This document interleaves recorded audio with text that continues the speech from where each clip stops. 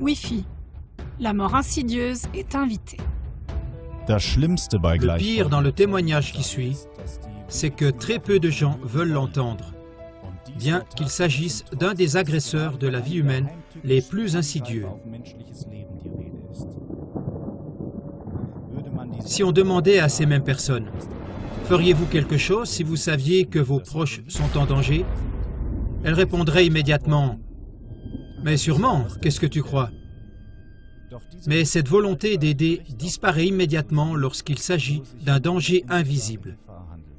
Invisible comme par exemple le rayonnement Wi-Fi.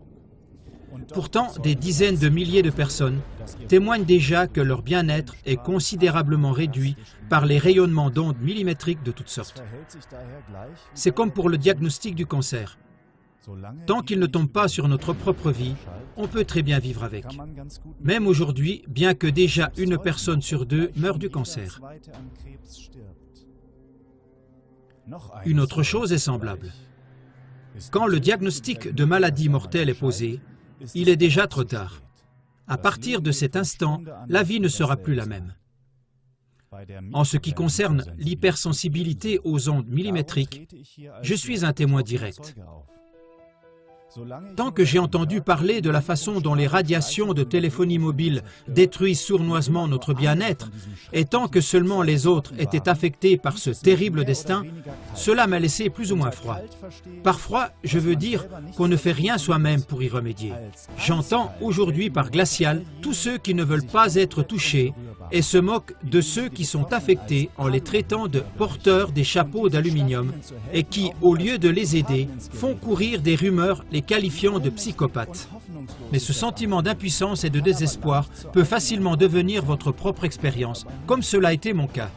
Quand j'ai réalisé que j'avais été irradié pendant des années, le jour à cause de mon travail et la nuit à cause de l'emplacement d'une antenne, il était déjà trop tard. Mon bien-être était à son plus bas niveau depuis des mois. Mes nuits ne dépassant pas 2 heures, ma capacité de travailler ne dépassant pas 1 heure de suite. Les mesures immédiates étaient si coûteuses et si exigeantes que des foules de gens ont dû travailler pour moi pendant des semaines et que le coût total a dévoré toutes mes économies de plusieurs décennies.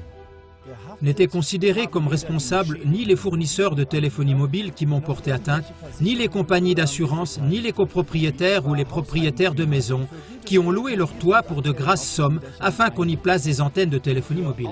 Évidemment, une personne rendue malade par des ondes millimétriques manque non seulement de force, mais aussi, comme nous venons de l'expliquer, de l'argent nécessaire pour financer des procédures juridiques laborieuses. Et cette histoire tragique ne s'arrête pas là. C'est seulement ici qu'elle commence. Car ce qui suit est l'expérience horrible qu'on ne trouve presque plus d'endroit dans le monde civilisé où l'on pourrait sortir indemne d'une promenade ou de vacances. Car elles se trouvent partout, ces antennes de téléphonie mobile à ondes millimétriques. Rien qu'en Allemagne, il y en a déjà des dizaines de milliers. Et avec la 5G, il y en aura 800 000 autres, qui ont en outre au moins 100 fois plus de rayonnement que les précédentes. Quand je pars en vacances, je descends de l'avion pratiquement prêt pour l'hôpital. Car récemment, presque tous les avions sont passés en mode d'émission Wi-Fi continue, afin que les passagers puissent profiter de leur propre programme de divertissement sans interruption. Pour moi, c'est de la torture physique et psychologique permanente au lieu de plaisir, car dès la première minute, je dois vivre les tourments d'une victime de la téléphonie mobile. Forte pression dans toute la tête et la poitrine, inconfort qui grandit rapidement, trouble de la concentration, nausées croissantes, irritabilité psychique. Bientôt, tout mon corps commence à bourdonner. Dans mes oreilles, le bourdonnement devient de plus en plus fort, jusqu'au point où même les bruits les plus forts de l'extérieur sont couverts en permanence. Tout cela va jusqu'à des difficultés respiratoires et des troubles du rythme cardiaque. Je souffre de cette seule et même chose à chaque voyage en train ou en voiture, peu importe, aussi ensoleillés et printaniers que soient les paysages qui défilent. En moi, c'est de plus en plus l'obscurité et l'hiver qui règnent. Pour finir, 3 expériences dans des hôtels récentes de ces 3 dernières semaines. 2 d'entre elles étaient dans le cadre d'un voyage d'affaires et l'autre dans le cadre de ma vie privée. Dans tous les hébergements, il a été convenu à l'avance avec soin que je ne pourrais être hébergé que dans des chambres sans Wi-Fi.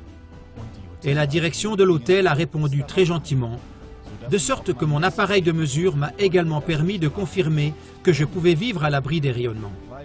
Mais comme dans les 3 cas, la direction de l'hôtel a tout simplement permis, et cela sans concertation, qu'on rallume la source de rayonnement. Je me suis par la suite effondré durant la nuit dans chacun des 3 hébergements. Et voilà à quoi ressemble un tel effondrement. Après quelques heures, je me réveille en sueur et je tremble dans tout mon corps. Moi-même et mes compagnons de voyage avons supposé que j'avais attrapé une maladie.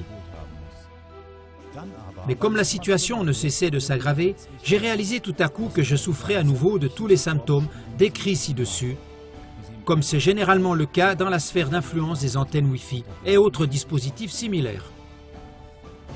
À un certain moment, j'ai donc sorti mon appareil de mesure et j'ai dû constater dans chaque cas que les gérants de l'hôtel avaient tout simplement rallumé dans la chambre les appareils Wi-Fi non visibles.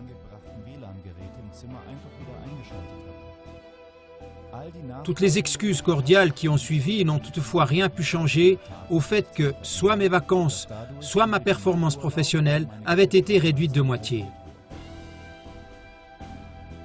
À ce sujet, j'entends toutes sortes de conseils et d'objections de la part de mon public.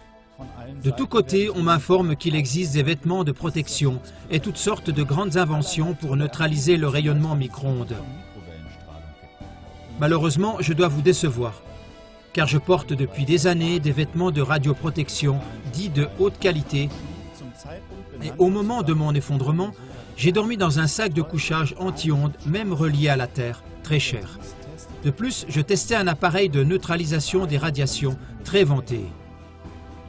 Un rayonnement continuel rend toutes ces inventions futiles, de la charlatanerie en quelque sorte, parce qu'elles ne sont tout simplement pas suffisantes.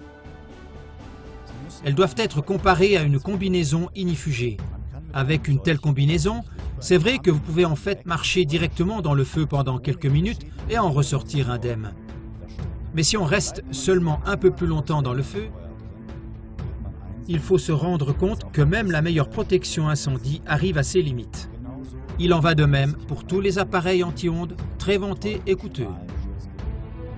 En résumé, qui met son espoir dans de telles inventions de protection ne fait qu'aggraver sa situation et celle du monde.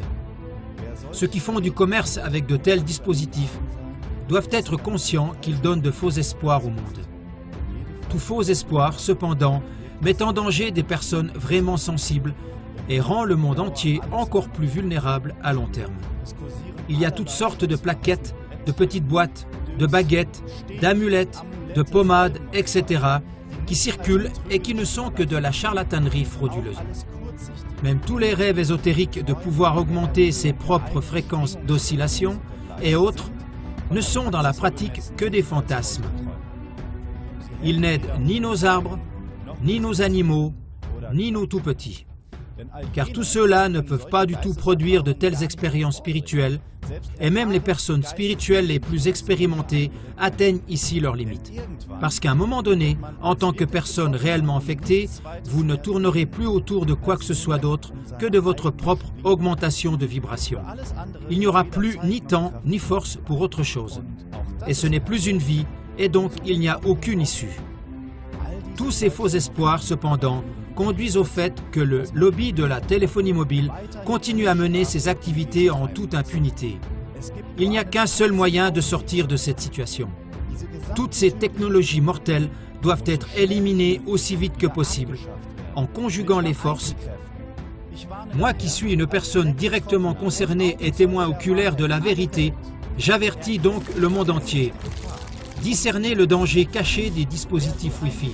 Celui qui a une telle chose dans sa maison a invité la mort sournoise chez lui. Cela signifie l'extinction sournoise de toutes les civilisations concernées si l'humanité n'est pas rapidement et complètement protégée contre toutes les technologies de la radiocommunication mobile à micro-ondes. Les anciens Romains se détruisaient eux-mêmes parce que pendant des années, ils ont bu dans des tasses de plomb. Cette mort aussi s'est approchée très lentement et de façon complètement invisible. Humanité, laisse-toi mettre en garde contre les dangers invisibles. Ils peuvent néanmoins être mortels.